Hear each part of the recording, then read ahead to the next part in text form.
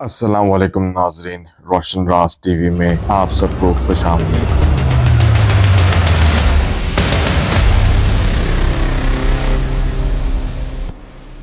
ٹیپو سلطان کی پیدائش 10 نومبر 1750 میں ہوئی اور آپ کا انتقال 4 مئی 1799 میں ہوا۔ ہندوستان میں انگریزوں کے خلاف جدوجہد کرنے والے آخری حکمران تھے آپ کا پورا نام فتح علی ٹیپو تھا۔ آپ نے اور آپ کے والد سلطان حیدر علی نے جنوبی ہند میں 50 سال تک انگریزوں کو روکے رکھا اور کئی بار انگریز افواج کو شکست فاش دی۔ آپ کا قول تھا کہ شیر کی ایک دن کی زندگی گیدڑ کی 100 سالہ زندگی سے بہتر ہے۔ آپ نے برطانوی سامراج کے خلاف ایک مضبوط مزاحمت فراہم کی اور بر صغیر کے لوگوں کو غیر ملکی تسلط سے آزاد کرنے کے لیے سنجیدہ و عملی اقدامات کیے۔ سلطان نے انتہائی دوررس اثرات کی حامل فوجی اصلاحات نافذ کی، صنعت و تجارت کو فروغ دیا اور انتظامیہ کو اثر نو منظم کیا۔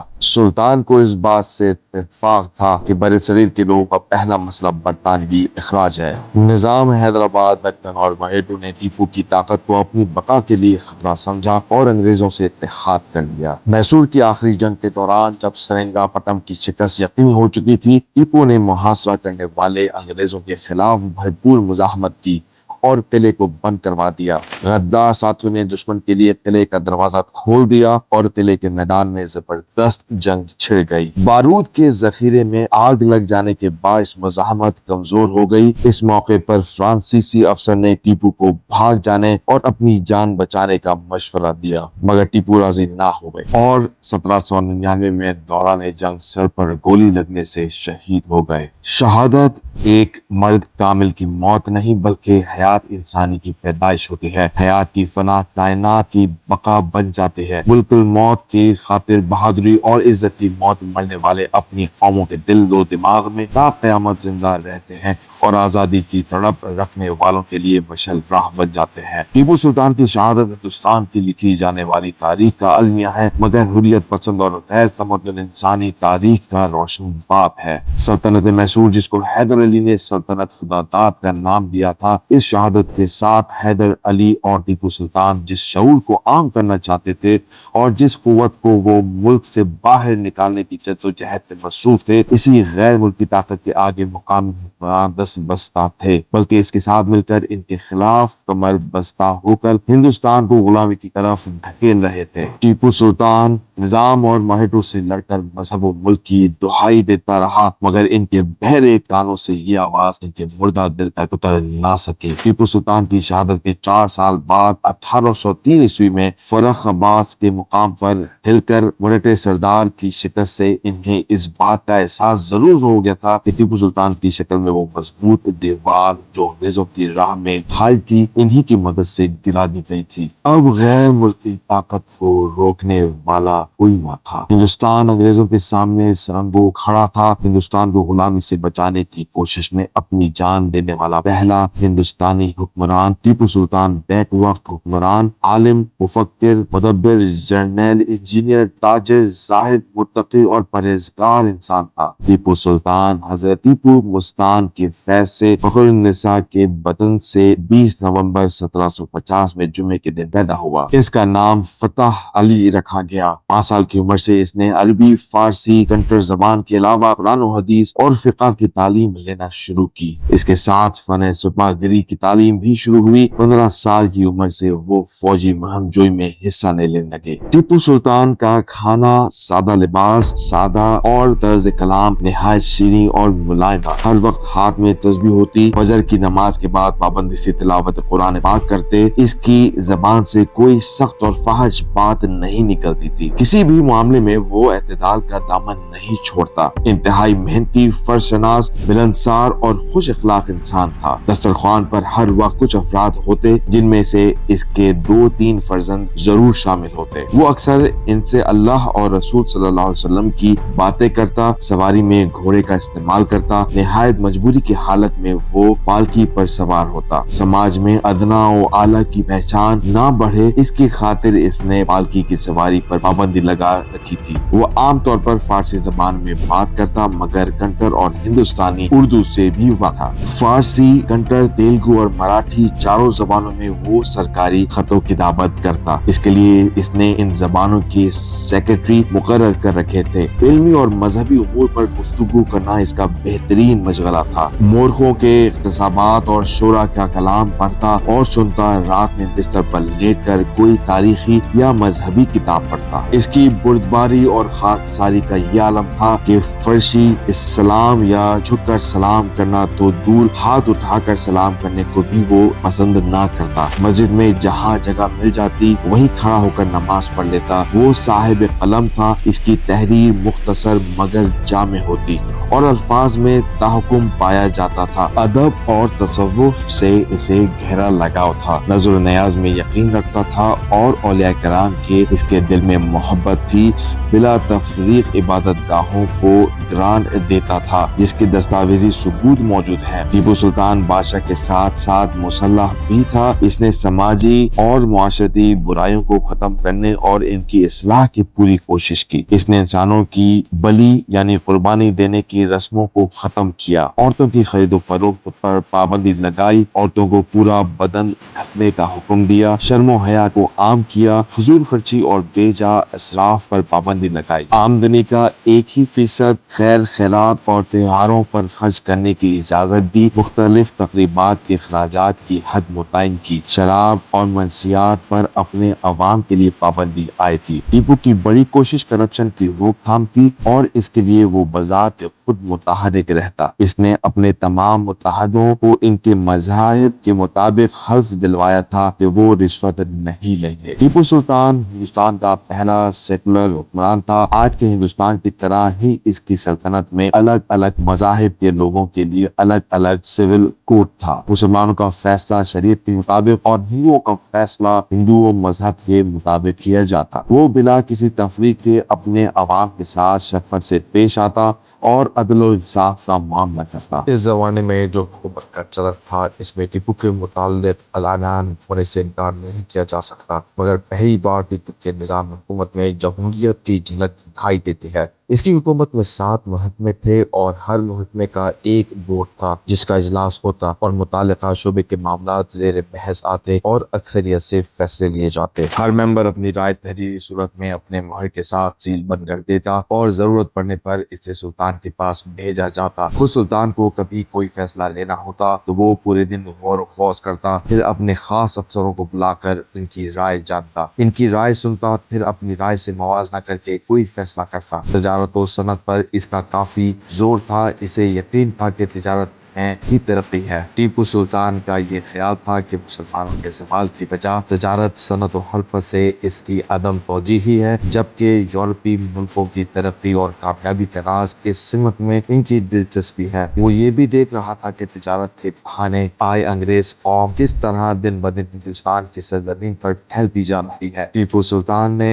مختلف ملکوں میں تجارتی مراکز قائم کیے جنہیں اس زمانے میں کوٹھیاں کہا جاتا تھا۔ اس نے تجارت کے لیے اپنے صوبے کے سمندری ساحلوں کا بخوبی استعمال کیا۔ غیر ملکوں میں اس نے فیکٹری قائم کی اور اس کے بدلے میسور نے بھی اس ملک کی فیکٹری لگانے کی تجویز اپنے سفیروں سے بھجوائی۔ خلافت عثمانیہ ترکی کے سامنے اس نے یہ تجویز رکھی تھی۔ خلیفہ ٹیپو کے پاس ایسے صنعت کار بھیجے جو بندوقیں اور توپیں ڈھال سکیں، جو شیشے اور چینی کے برتن اور دوسری چیزیں بنا سکیں۔ اس کے بدلے میں ٹیپو بھی ایسے کاریگروں کو جو اس کی قلمرو میں پائے جاتے ہیں اور جن کی خلیفہ کو ضرورت ہے اس کو دنیا بھیجے گا، اور یہ کہ سلطنت عثمانی کی حدود میں ایسے تجارت کی سہولتیں ملے۔ اس کے بدلے میں ٹیپو بھی عثمانی حکومت کو کسی قسم کی سہولتیں اور رعایتی مملکت میسور نہیں دے گا۔ ٹیپو سلطان نے شاہ فارس کو بھی ایک خط لکھا تھا جس میں اس نے فارس کے ساتھ تجارتی روابط قائم کرنے کی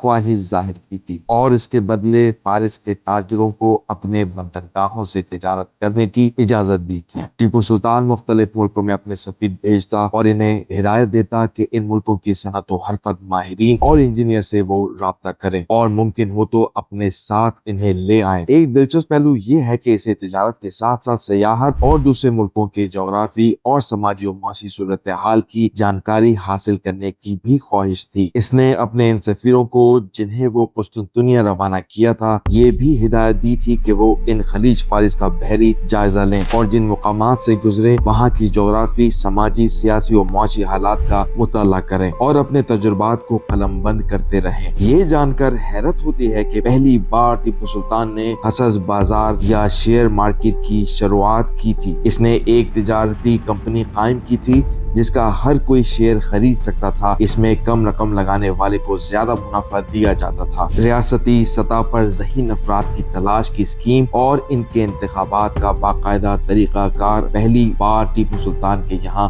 دیکھنے کو ملتا ہے، جس کی بنیاد پر ملک کے کونے کونے سے گمنامی میں پڑے ہوئے افراد کو حکومت کا عملہ اور کارندہ بنایا جاتا اور انہیں ترقی دی جاتی۔ اعتماد اور اہمیت کے حامل ایسے ہی لوگوں کو سونپے جاتے۔ ٹیپو سلطان ایسی حکمرانوں میں پہلا حکمران تھا جو اسلحے کے معاملے میں خود کفیل ہو گیا تھا۔ بہدنور اور بنگلور میں اس نے ہتھیار بنانے کا کارخانہ لگوایا تھا، جہاں ہر سال 1000 سے زیادہ دستی بندوقیں بنائی جاتی تھیں اور حسب ضرورت گولہ بارود تیار کیے جاتے تھے۔ اس کے کارخانے میں بنائے جانے والا گولہ بارود انگریزوں کے گولہ بارود سے بہتر تھا۔ ٹیپو سلطان کو توپ بنانے میں بھی اولیت حاصل ہے۔ ایک فرانسیسی انجینئر کی مدد سے اس نے توپ کا کارخانہ بھی بنایا تھا۔ ٹیپو سلطان غالباً ہندوستان کا پہلا میزائل مین تھا جس نے دولت نامی راکٹ بنایا تھا اور اسے انگریزوں کے خلاف استعمال کیا گیا تھا۔ شکرقند سے بہترین شکر بنانے کی ٹیکنالوجی بھی ٹیپو سلطان نے واضح کی تھی، حالانکہ اس ترکیب کو اس نے ہمیشہ صیغہ راز میں رکھا۔ بحری جنگی جہازوں کے نقشے خود بنانا اور کس دھات کی چادروں اور کون سی لکڑی کا استعمال کہاں اور کیسے ہوگا وہی طے کرتا۔ وہ بہترین معمار تھا۔ اس کے بنائے ہوئے قلعے، سرنگا پٹنم کے محل کی مسجد اولا اور دریائے دولت باغ محل کی منقش دیواریں اور حیدر علی کا مقبرہ اس کے فن تعمیر کے بہترین نمونے ہیں۔ دریائے دولت باغ محل میں جو اس نے ایئر کنڈیشننگ کا نظام لگایا تھا وہ بھی اس وقت اپنے آپ میں ایک نئی ایجاد تھی۔ اس نے کاویری ندی کے سیلاب سے سرنگا پٹنم کو بچانے کے لیے سیلاب کنٹرول کا جو طریقہ اختیار کیا تھا آج بھی وہی طریقہ رائج ہے۔ اس نے 1791 میں سرنگا پٹنم سے چند میل کی دوری پر ایک بند تعمیر کروایا تھا جس کے پشتے کی بلندی 70 فٹ تھی۔ اس نے زیر کنٹرول علاقوں میں نہروں اور تالابوں کا جال بچھایا دیا اور اس کی دیکھ بھال کے لیے الگ سے ایک محکمہ بنایا تھا۔ ٹیپو نے عراق کے نجف اشرف میں جہاں پانی کی کمی رہتی تھی دریائے فرات سے نہر نکل کر پانی پہنچانے کی پیشکش وہاں کے سلطان سے کی تھی۔ خطاطی سے اسے گہرا شغف تھا۔ اس کے سکے فن خطاطی کے بہترین نمونے ہیں۔ رسالہ در خط طرز محمدی کے نام سے اس نے فن خطاطی پر ایک کتاب لکھی تھی جس میں فن خطاطی کے اصول واضح کیے تھے۔ یہ کتاب فارسی میں تھی۔ علم نجوم پر بھی اس نے ایک کتاب تصنیف کی تھی جس کا نام زبرجد تھا۔ ٹیپو سلطان ایک نئی تقویم یعنی کیلنڈر کا بھی موجد تھا جو شمسی اور قمری برسوں سے مختلف تھا۔ اس کی شروعات سال نبوت سے ہوتی اور اس کا نام مولودی تھا۔ یہ مولودی کیلنڈر آج بھی کرناٹک اور تمل ناڈو میں زرعی معاملات کے لیے سرکاری طور پر استعمال ہوتا ہے۔ تصوف، موسیقی، تاریخ، طب، فن، حرب، قانون اور حدیث کے موضوع پر کم و بیش 45 کتابیں اس نے اپنی سرپرستی میں تصنیف یا ترجمہ کروائیں۔ اس نے اپنی رہنمائی میں حسن علی عزت کے ذریعے 1795 میں مفتاح القلوب کے نام سے میسور کی موسیقی پر ایک کتاب لکھوائی تھی۔ ٹیپو سلطان علم و سخت کا دل دادا تھا۔ شعراء اور ادباء اس کے دربار کی زینت تھے۔ اسے ادب سے کافی شغف تھا۔ وہ صاحب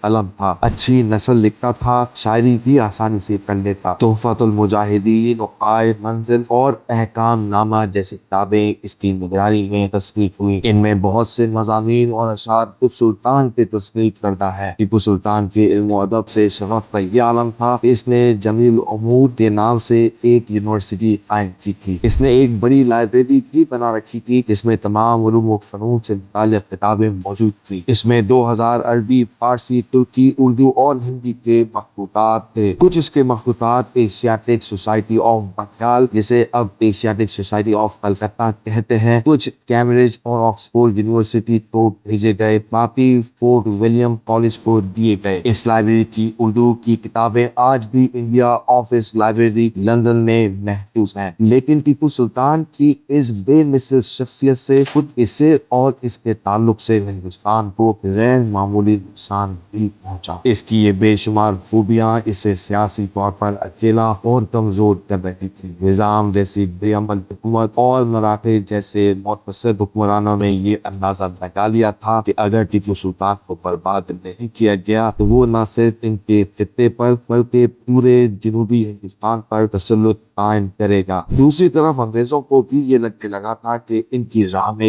یہ نہ صرف حائل ہے بلکہ اس کو موقع ملا تو وہ انہیں اس ملک سے در بدر کر سکتا ہے۔ لہٰذا ان سب نے مل کر ٹیپو سلطان کے خلاف ایک اتحاد قائم کر لیا۔ اس کے بعد جو کچھ ہوا اسے پوری دنیا جانتی ہے۔ شاعر مشرق علامہ اقبال رحمۃ اللہ علیہ کو ٹیپو سلطان شہید سے خصوصی محبت تھی۔ 1929 عیسوی میں آپ نے شہید السلطان کے مزار پر حاضری دی اور 3 گھنٹے بعد باہر نکلے تو شدت جذبات سے آنکھیں سرخ تھیں۔ آپ نے فرمایا، ٹیپو کی عظمت کو تاریخ کبھی فراموش نہ کر سکے گی۔ وہ مذہب، ملت اور آزادی کے لیے آخری دم تک لڑتا رہا، یہاں تک کہ اس مقصد کی راہ میں شہید ہو گیا۔ سادہ زندگی بسر کرنے والا بہادر حکمران ٹیپو سلطان کی زندگی ایک سچے مسلمان کی زندگی تھی۔ مذہب تعصب سے پاک تھے، یہی وجہ تھی کہ غیر مسلم ان کی فوج اور سیاست میں اعلیٰ عہدوں پر فائز تھے۔ ٹیپو سلطان نے اپنی مملکت کو مملکت خدا داد کا نام دیا۔ حکمران ہونے کے باوجود خود کو عام آدمی سمجھتے، باوضو رہنا اور تلاوت قرآن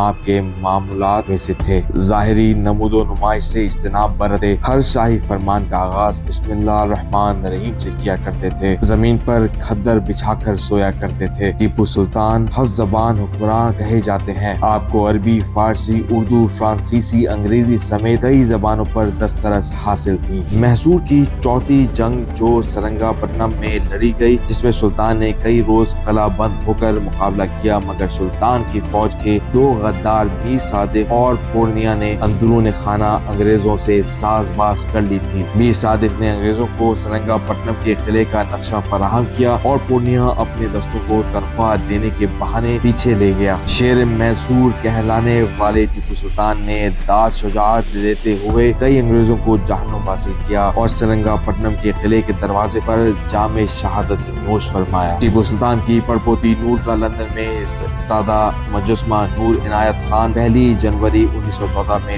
روس میں پیدا ہوئی۔ ان کی ماں امریکی اور باپ ہندوستانی ٹیپو سلطان کا پوتا تھے۔ ان کا بچپن فرانس اور جوانی برطانیہ میں گزری۔ صرف 30 سال برس کی عمر میں اس دنیا سے رخصت ہو گئیں۔ 2006 میں شربینا باسو نے نور عنایت خان کی سوانح حیات لکھی، جس میں انہوں نے نور کو جاسوس شہزادی کا نام دیا۔ سالہ سال سے غلامی کے پردے میں رہنے والی برطانوی جاسوس نور عنایت خان، جنہوں نے دوسری جنگ عظیم کے دوران نازیوں کے ہاتھوں پکڑے جانے پر بدترین تشدد کو برداشت کیا مگر برطانوی حکومت سے وفاداری نبھاتے ہوئے اپنی زبان نہیں کھولی، ان کی اس بہادری اور ناقابل فراموش قربانی کو برطانیہ کی حکومت نے خراج عقیدت پیش کرتے ہوئے لندن کے معروف علاقے گورڈن براؤن میں ان کا مجسمہ نصب کیا۔ مجسمے کی ترتیب بقا کشائی شہزادی این کے ہاتھوں ہوئی۔ اس موقع پر انہوں نے اپنے خیالات کا اظہار کرتے ہوئے امید ظاہر کی کہ یہ مجسمہ لوگوں کو نور کی قربانی کی یاد دلائے گا اور وہ خود سے ان اپنے سوالات کا جواب مانگیں گے کہ نور کون تھی اور اس کا مجسمہ یہاں کیوں نصب ہے۔ شربینا باسو اس بات کی قائل ہے کہ ٹیپو سلطان کی پڑپوتی ہونے کی وجہ سے شاید نور کو بھی کسی ملک کا دوسرے ملک پر تسلط پسند نہیں تھا۔ 1942 میں نور نے برطانیہ کے خفیہ service SOE special operation executive میں ایک